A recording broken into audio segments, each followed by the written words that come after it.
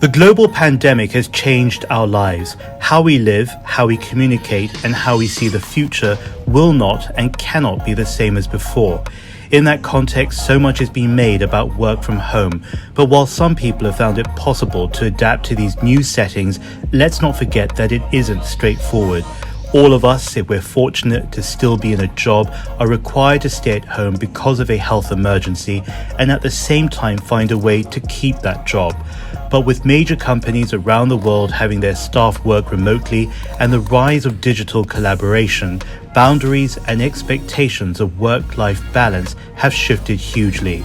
Remote work has many advantages, one being outbreak prevention. By creating isolated environments instead of the usual physical space, the world has taken a step towards safer work and living. There are also the benefits of flexible individual workspaces and potential savings for companies that reduce their physical footprint. Each country and continent are reacting differently. In the US, for example, Zoom and Google Hangouts have become the main meeting spaces of choice, while mobile messaging apps like Slack are a part of the daily rhythm in work spheres switching to digital. In China also, innovation is leading the way for new and creative work environments.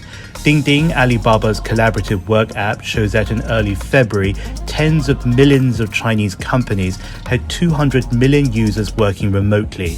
The number of Dingding downloads even surpassed WeChat, hitting number 1 in China's App Store rankings for the first time. Driven by the pandemic, Dingding, along with apps like Tencent Conference and Feishu, surged inactive users since most are free to use. These companies adapted quickly to capture the sudden influx of new users. Responding to the new needs in a new climate, Alibaba will provide a full suite of home office services to 10 million companies, while WeChat will step up the maximum number of users per video call to 300, triple what Zoom usually permits.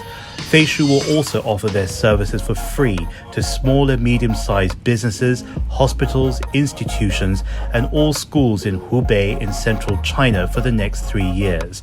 But you can't ignore the uses of remote work technology outside of professional settings. About 300 million students in China have already switched to online learning, and dozens of platforms such as Tencent Classroom, NetDragon, and Netcom are vying to control the newly lucrative online market. So it can be predicted that the trend we're seeing now will have a profound impact on education in China for years to come. And because of the population size, that's the biggest number of students anywhere in the world. The outbreak has undoubtedly drawn many people into the world of remote work, showing them the ways in which a home office can be viable, albeit under extraordinary circumstances. But as societies everywhere try and pull themselves out of the pandemic, it remains to be seen whether these online routines and resources will replace the old ways of office culture. One thing I want to add here, if we can work from home, it's still a privilege.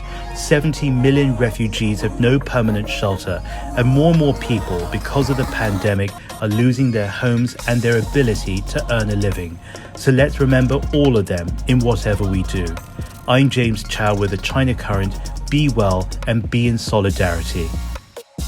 Hi, I'm James Chau. You're watching the China Current. Follow us on social media at the China Current.